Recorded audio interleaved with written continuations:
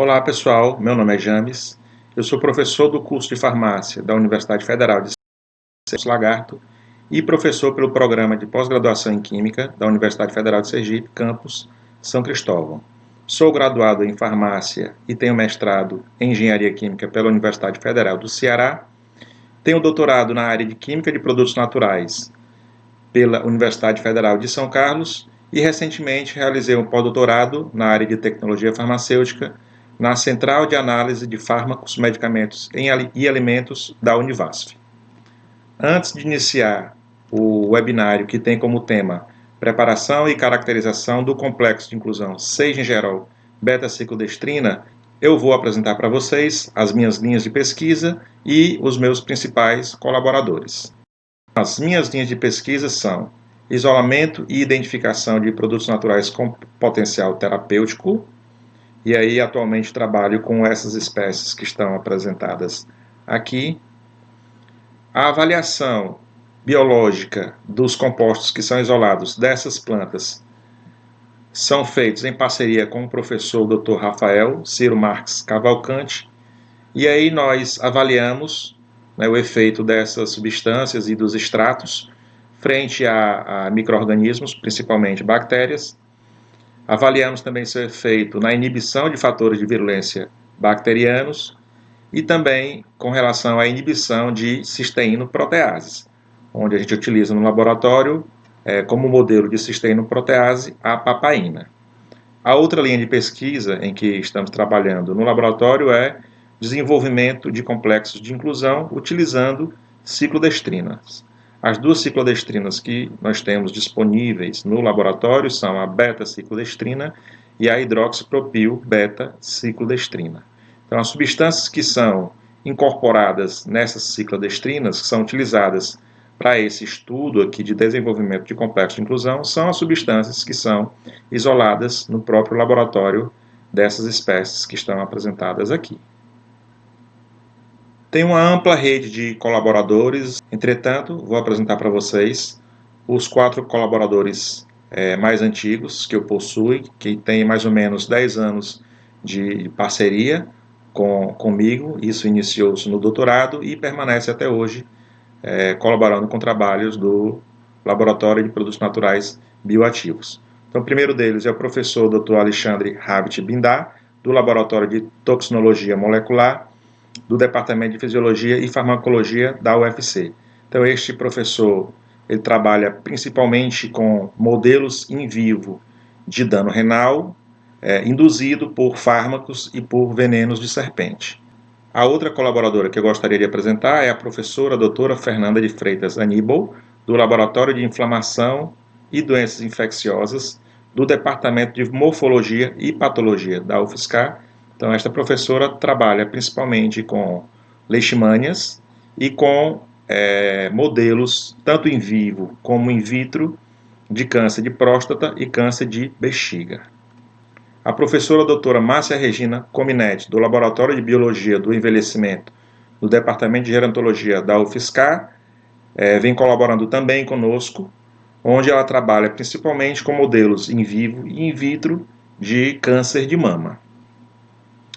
E, finalmente, o pesquisador Dr. Rodolfo Gomes Bahamonde, que trabalha principalmente com cultivo de células ósseas, cartilaginosas e adiposas, vem colaborando conosco, onde eu tive o prazer de fazer uma parte do meu trabalho de pós-doutorado no Laboratório de Patologia Musculoesquelética, coordenado pelo próprio Rodolfo Gomes, que está localizado em Santiago de Compostela, na Espanha.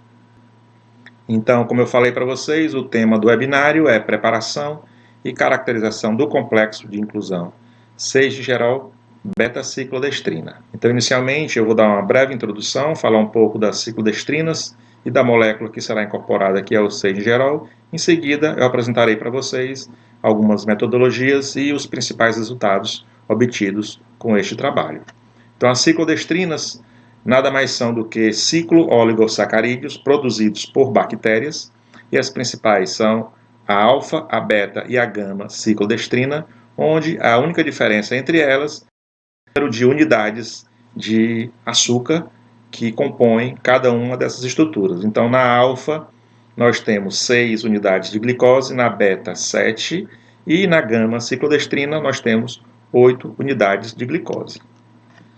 As ciclodestrinas apresentam uma forma geométrica como um tronco de cone, como pode ser observado aqui para as 3 ciclodestrinas, onde na parte externa desse tronco de cone estão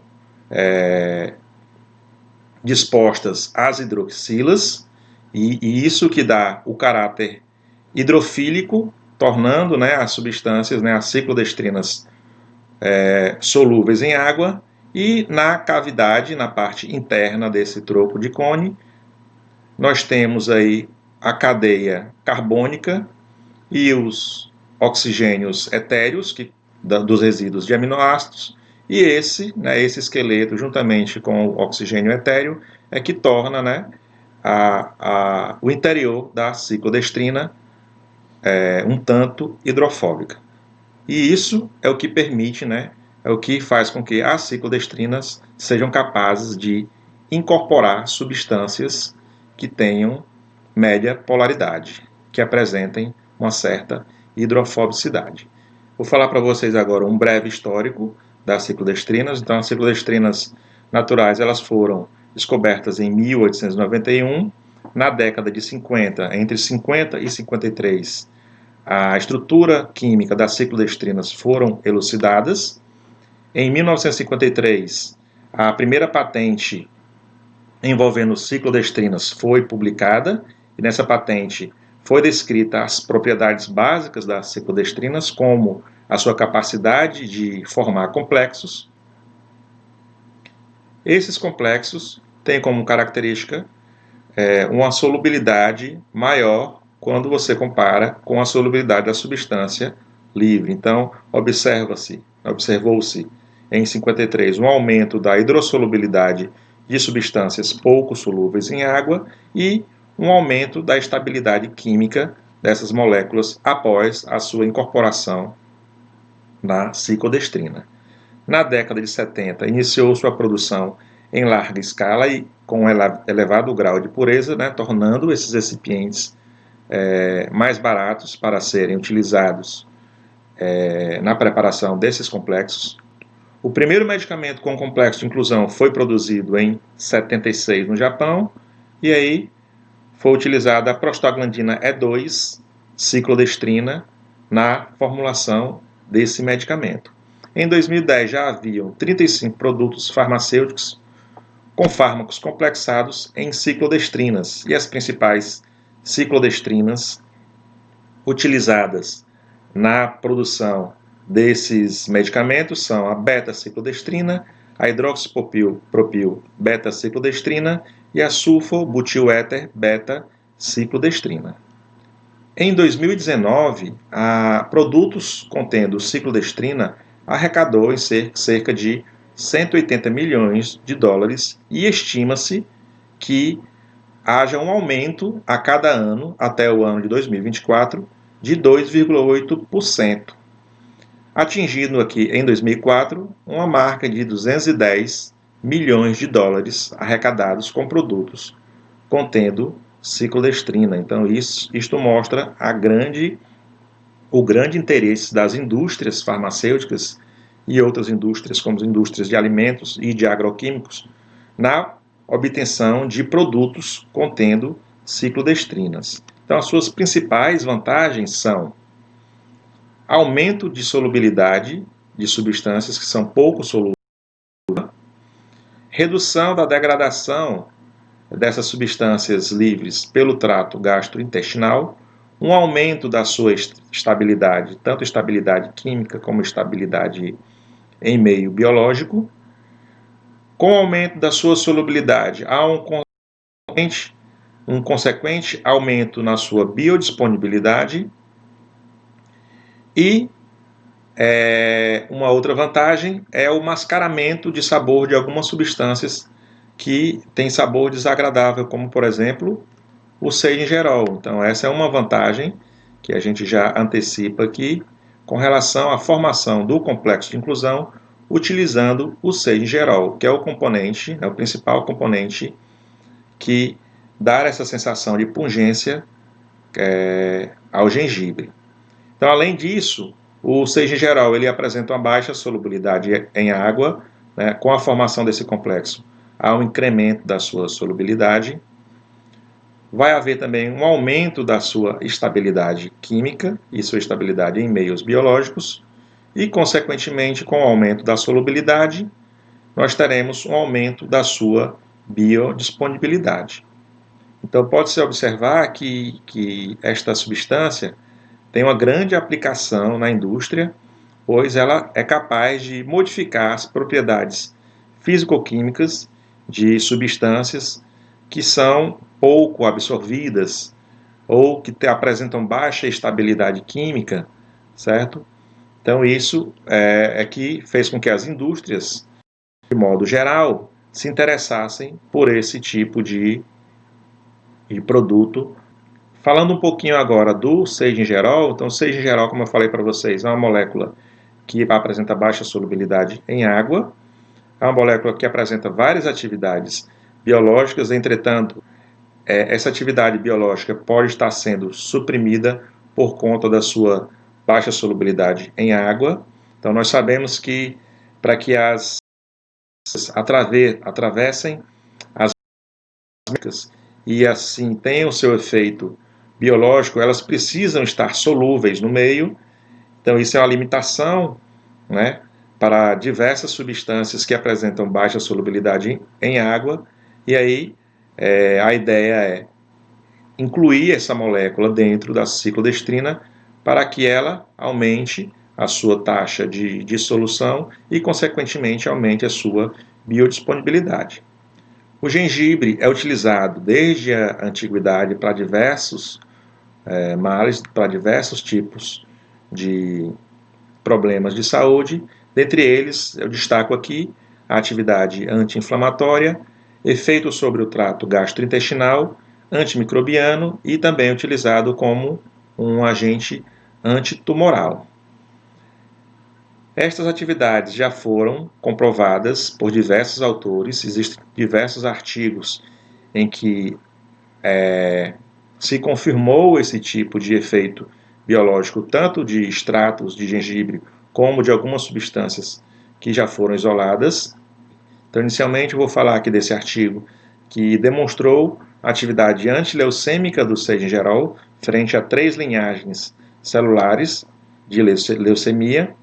E vale destacar aqui que o seigengerol ele foi específico frente às células de câncer. Então, ele inibiu a proliferação celular, como pode ser observado aqui, mesmo na concentração de 100 micromolar, atingindo uma atividade máxima na concentração de 300 micromolar. Então, ele inibiu a proliferação das células de leucemia sem afetar o crescimento das células normais. Além disso, esses autores observaram que o seigengerol na concentração de 200 micromolar induz a expressão de 3 caspases, que são proteases que estão diretamente envolvidas com a apoptose celular, e também induz a produção de uma proteína chamada P53, que também está diretamente envolvida com a apoptose celular. Com relação ao potencial anti-inflamatório, estes autores aqui demonstraram que o seigengerol exerce um efeito anti-inflamatório sobre modelo de mastite induzido pelo ácido lipotecóico. Então, o ácido lipotecóico é uma substância que está presente na parede celular das bactérias e essa substância ela é responsável por induzir a produção de citocinas pró-inflamatórias. E o que se pode observar aqui neste resumo gráfico é que o seigengerol ele consegue inibir por diversos caminhos a expressão dessas citocinas pró-inflamatórias. Além disso, o seigengerol também foi capaz de inibir a formação de espécies reativas de oxigênio que também induzem processos inflamatórios. E finalmente, para dar uma ênfase ainda sobre o potencial biológico do seigingerol, mostrou-se que o seigingerol ele apresenta uma atividade de inibição da formação de biofilmes produzidos por Candida albicans. Então, os biofilmes são fatores de virulência produzidos por diversas bactérias e eles são utilizados pelas bactérias como uma forma de proteção contra as defesas naturais do organismo e contra tratamento utilizando os antibióticos. Então, o seigingerol ele foi capaz de inibir desse biofilme na concentração de 50 e de 100 microgramas por ml. Então, visto que o seigingerol tem um grande potencial biológico e que esse potencial biológico ele pode ser aumentado ainda mais com a produção de um complexo de inclusão utilizando ciclodestrina, né? Visto que esses complexos de inclusão apresentam vantagens sobre as substâncias livres, como foi mencionado anteriormente. Esta substância ela foi selecionada para realizar esse estudo. Então, antes de preparar o complexo de inclusão, nós isolamos o seigingerol do gengibre. Então, o gengibre ele foi adquirido no mercado local, passou por um processo de secagem e pulverização. Em seguida, ele foi macerado utilizando etanol para a obtenção do extrato bruto. Esse extrato ele foi seco utilizando rota evaporador. Em seguida, o extrato bruto foi submetido ao primeiro processo de separação, que é a partição líquido-líquido. Então, utilizou-se hexano inicialmente para a retirada do material graxo. Em seguida, utilizou-se na partição líquido-líquido o diclorometano para obter a fração em que os gingeróis estavam presentes. Então, a nossa fração de interesse era a fração de clorometânica. Então, a fração de clorometânica, que é a fração de interesse, foi submetida à cromatografia líquida clássica para que nós pudéssemos obter uma fração menos complexa e contendo a substância de interesse, que é o seigingerol. Então, a fração ela foi obtida após a cromatografia líquida clássica.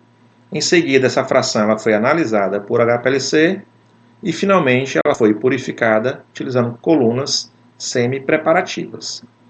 Então, mais detalhes sobre esse procedimento pode ser obtido aqui através dessa referência. Com o seigingerol em mãos, iniciou-se o processo de preparação do complexo de inclusão. Antes da preparação do complexo de inclusão, é importante que a gente avalie o efeito da ciclodestrina sobre a solubilidade do seigingerol.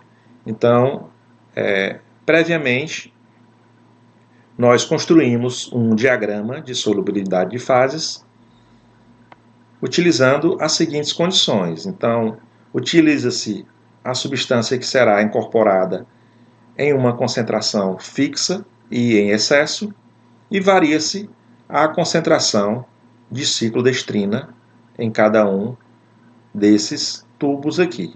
Então, essas soluções elas ficam sob agitação a 25 graus Celsius por 48 horas.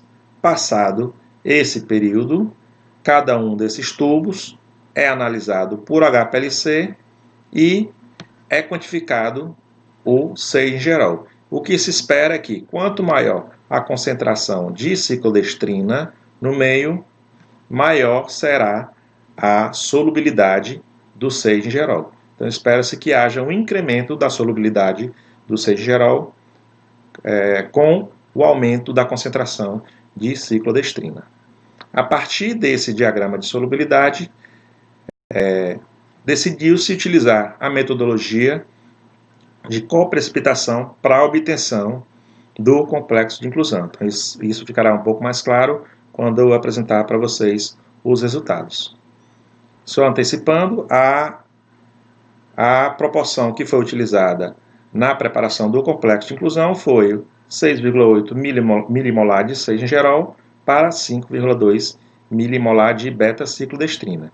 Então, essas aqui foram as quantidades utilizadas na preparação do complexo de inclusão, que ocorre simplesmente com a mistura da substância a ser incorporada com a ciclodestrina, utilizando água destilada. Então, esta mistura ela é submetida à agitação por um período de 24 horas a 25 graus Celsius. Após as 24 horas, este meio é levado para o refrigerador, onde ele fica na temperatura de 8 graus Celsius por mais 24 horas. Isso para que o complexo de inclusão formado ele ganhe uma maior estabilidade, né? A gente permita que a substância que foi incorporada se acomode bem dentro da ciclodestrina e aí ganhe em estabilidade. E, finalmente, o complexo de inclusão que é precipitado no meio, né, que sofre a precipitação, passa por um sistema de filtragem, lavagem com o solvente orgânico para a eliminação do excesso de seijo em geral e secagem em dessecador por um período aí de 18 a 24 horas. Então vamos iniciar aqui com os resultados obtidos após o estudo para a obtenção do diagrama de solubilidade de fases. Então pode-se observar aqui, nós temos aqui no eixo X a concentração de beta-ciclodestrina e no eixo Y a concentração de seijo em geral. Então a gente observa que quanto maior a concentração de beta-ciclodestrina até este ponto aqui, há um incremento da solubilidade do 6-gingerol. Então, a ciclodestrina, em concentrações cada vez maiores, foi capaz de aumentar a solubilidade do 6-gingerol. Então, isso por si só já é um indicativo de que houve interação entre o 6-gingerol e a beta-ciclodestrina. A partir deste ponto, utilizando-se agora uma concentração mais alta de ciclodestrina, o que se observa é uma redução na solubilidade do 6-gingerol. Então, o que acontece aqui, nesse ponto, é a precipitação do complexo de inclusão. Então, foi esse dado que foi utilizado para decidir qual o melhor método para a preparação do complexo de inclusão. Então, o que pode se observar aqui é que este perfil, ele é o perfil que Higuchi-Connors classifica como o perfil do tipo BS, que nada mais é do que, quanto maior a concentração de beta-ciclodestrina, maior é a solubilidade da substância que está sendo incorporada, chega-se num patamar e, em seguida, esse complexo de inclusão ele sofre uma precipitação. Então, a gente classifica o perfil obtido aqui pelo diagrama de solubilidades do 6-gingerol beta-ciclodestrina como o perfil do tipo BS, um perfil que há um limite de solubilidade. Diferente do tipo A, aqui, seja qual for, a P, a L ou a N, que não há um limite de solubilidade. Isso quer dizer que quanto maior a concentração de beta-ciclodestrina, maior será a concentração da substância que foi incorporada.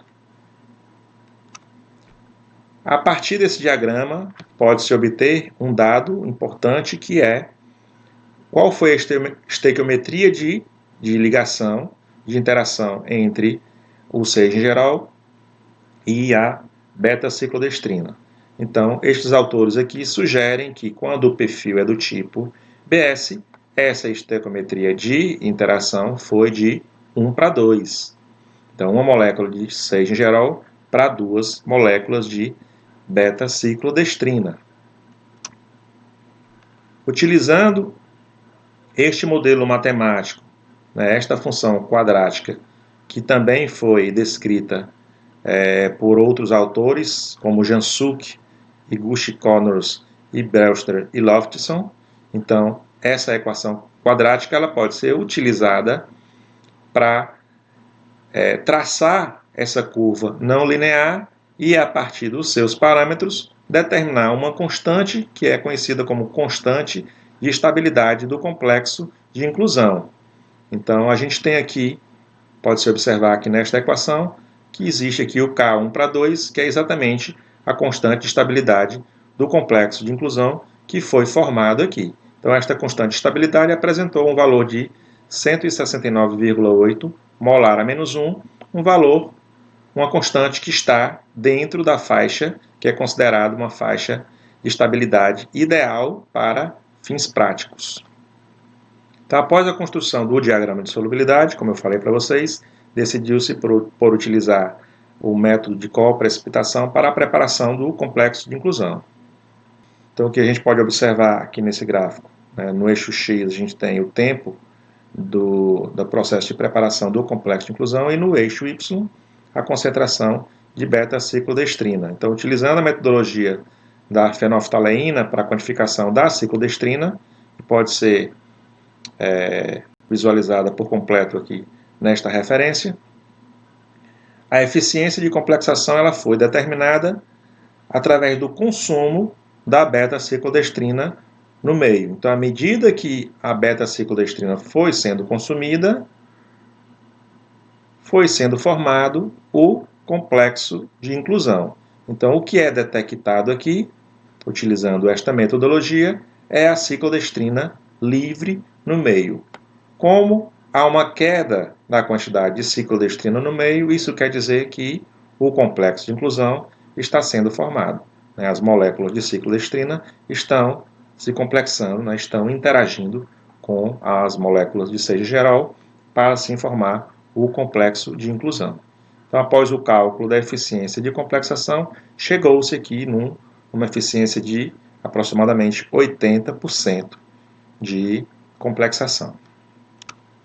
Então, após a construção do diagrama de solubilidades e a preparação do complexo de inclusão, parte-se agora para a caracterização desse complexo de inclusão. Então, a gente precisa agora confirmar que esse complexo de inclusão foi realmente formado. E aí, algumas técnicas são utilizadas para a confirmação dessa produção. Técnicas espectroscópicas como RMN, ultravioleta e infravermelho, técnicas calorimétricas, com calorimetria diferencial de varredura, microscopia eletrônica de varredura também é uma técnica muito importante para a confirmação da formação do complexo de inclusão, e técnicas como a modelagem molecular, que é bastante utilizada para corroborar os resultados obtidos nos experimentos. E uma técnica indireta, que também é utilizada para a caracterização dos complexos de inclusão, é o teste de dissolução. Então, dentre estas técnicas, a gente vai falar aqui nos próximos slides, principalmente da ressonância magnética nuclear e do teste de dissolução. Todas as outras técnicas que estão aqui foram utilizadas para a confirmação da preparação do complexo de inclusão e cada uma delas teve a sua parcela de colaboração e assim confirmou-se que este complexo de inclusão realmente foi formado.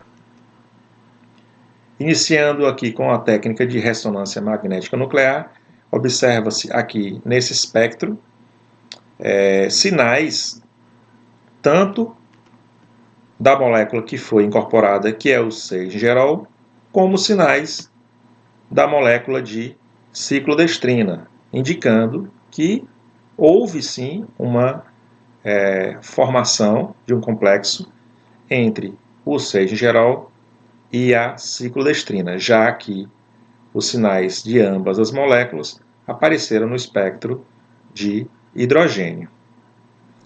Então, com este espectro, a gente pode também estimar a estequiometria de ligação entre o seigerol e a beta-ciclodestrina. Como? Utilizando as integrais destes sinais. Então, integrou-se os sinais dos hidrogênios da molécula de gingerol e integrou-se os sinais da molécula de ciclodestrina. A relação que foi observada aqui é que nós tínhamos uma molécula de seigerol para duas moléculas de beta-ciclodestrina, confirmando o resultado obtido pelo diagrama de solubilidade, onde sugeriu-se que a estequiometria de forma foi de 1 para 2. Corroborando com estes resultados, a modelagem molecular foi utilizada e observou-se que um complexo de inclusão com estequiometria 1 para 2 apresentava uma maior estabilidade quando comparado com o complexo de inclusão formado com estequiometria 1 para 1, como pode ser observado aqui pela sua energia livre de Gibbs. Mais um dado importante que pode ser observado através dos espectros de RMN, de hidrogênio, é se a inclusão da molécula à beta-ciclodestrina foi total ou parcial. Isso pode ser calculado utilizando a variação do deslocamento químico de alguns hidrogênios da beta-ciclodestrina. Então, a gente pode observar aqui, nesse espectro de cima, o espectro de hidrogênio da beta-ciclodestrina, nós temos aqui os hidrogênios da beta-ciclodestrina, o hidrogênio 3, o hidrogênio 5 e 6 e os hidrogênios 2 e 4. Então, a mudança no deslocamento químico desses sinais aqui nos diz, nos sugere que houve interação entre a ciclodestrina e a molécula de seigerol, como pode ser observado aqui, que houve realmente mudança do deslocamento químico, principalmente do hidrogênio 3 e do hidrogênio 5. Então, estes dados eles são utilizados para determinar se a inclusão foi do tipo total ou se a inclusão foi parcial. Se a variação do deslocamento químico do hidrogênio 5 for maior ou igual à variação do deslocamento químico do hidrogênio 3, isso quer dizer que a inclusão foi total. Se a variação do deslocamento químico do hidrogênio 5 for menor do que a variação do deslocamento químico do hidrogênio 3, a gente diz que a inclusão foi parcial. Então, neste caso, o que ocorreu foi uma inclusão total, porque a gente tem aqui uma variação do hidrogênio 5 maior do que a variação do deslocamento químico do hidrogênio 3. E para finalizar, eu gostaria de apresentar para vocês o perfil de dissolução do complexo de inclusão e do seigerol. Nós utilizamos para fazer exatamente essa comparação. Então, as condições utilizadas no perfil de dissolução do complexo de inclusão e do seigerol foram as seguintes. Utilizou-se 8 mg de seigerol e 32 ml de água destilada, e utilizou-se 69 mg do complexo e 32 ml de água destilada. Então, essa quantidade aqui foi utilizada de forma que dentro dos 69 mg nós tínhamos aproximadamente 8 mg de seigerol, baseado na estequiometria 1 para 2.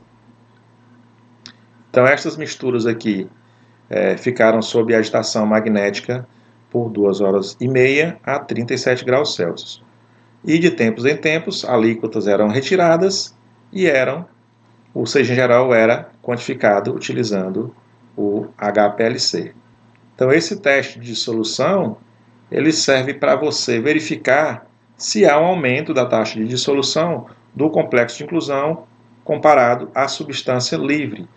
E o que a gente pôde observar é que o complexo de inclusão apresentou uma solubilidade muito mais rápida, pelo menos no início aqui, da curva, quando comparado com o seigerol livre. Então, em 20 minutos, nós tínhamos, para o seigerol livre, 172,3 microgramas por ml, enquanto que para o complexo de inclusão, nós tínhamos aí solúvel 235,0 microgramas por ml de seigerol, mostrando que o seigerol complexado apresentou uma maior taxa de dissolução quando comparado com o seigerol livre.